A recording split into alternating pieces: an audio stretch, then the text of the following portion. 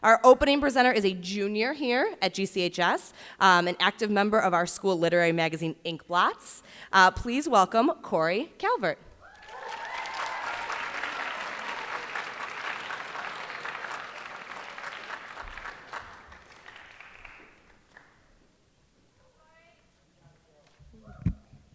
Hello. Does this work? Can you hear me? Awesome. Okay. This is called Anxiety. I am running, flying through the falling snow, eyes watering from the wind, heart beating quickly, loudly. I sprint to the middle of the field and throw my hands in the air. I open my mouth, and a snowflake happens to land upon my tongue. On impact, it bursts into flame and travels deep into my throat. I try to force the fire out, choking to spit it to the mounds of white at my feet, but it is no use. The flame has overcome me. I lean backwards and tumble into the snow below. I gasp for breath as the flame wriggles through my chest. The air will not come. I struggle to move my arms. Up and down they go through the snow around me. They mold, bend, and melt it as the fire burns through my arms. I reach for the air above me as an invisible hand stretches out to help me. I continue to gasp, and the hand pulls away. The air has become my enemy. The flame remains in my chest, teasing me. My heart beats, trying to push it away, to get it away. It beats faster and harder. It fears the flame, but the flame only hates my heart. It stays, it teases, it tortures my heart. The flame has reached my stomach.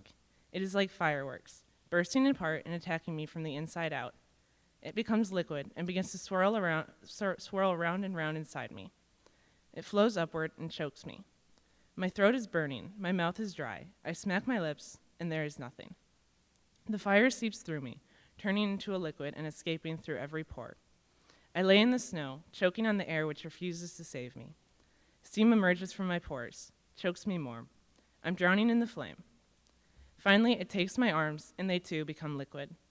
I bend my fingers, feeling the control left in them, but they too are wet with flame. Nothing else has caught fire. I look for some sign of relief, telling me that I'm not the only one aflame, but there is none. It is hot, hotter than I've ever been before. I'm burning from the inside out, but there is no pain. The heat is nearly unbearable, but somehow I'm still awake, and I'm still aware. I'm too aware. I don't want to know what's happening. I want to go to sleep and wait until it's over, until I'm back. It is so hot that the snow is melting around me, soaking me, drowning me, making it that much harder to breathe. Still, I gasp for breath. My head is throbbing in an attempt to kill the flame, but it loses the fight, and the flame overcomes it. My mind is also on fire. It will not stop running on its never-ending hamster wheel. A thought leaves, and only moments later it arises again. I cannot tell how long it's been. I tilt my head toward my watch with the little control that remains and see that the hands are spinning out of control.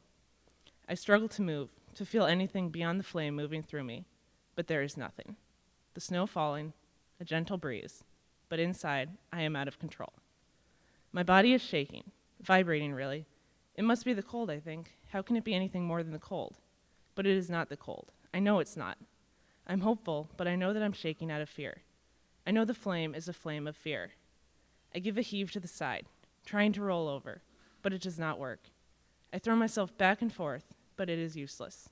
Yet the hope begins to burn inside me, pushing the fear away.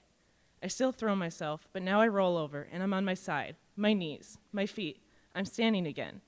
My body slows its vibration. The air forgives me and seeps into my mouth. I begin to move backwards, slowly at first, but then I begin to run, sprinting until I think my lungs will simply give out. Buildings appear around me, people, but I never stop running. I am no longer dying. I am more alive than ever because I have overcome the flame. I push backwards through the open door, and I'm home. I stop short, look at the frozen scene, my lifeless body standing in front of me, the person in front of me looking friendly, kind, nothing like the monster I'd imagined. It's a face I've seen before, long ago, a face I used to recognize and speak to. I look to my face and see the difficulty it takes to open my mouth. I must help this struggling girl. I step forward into her, breathe, and utter what seems to be the easiest word in the English language. Hi.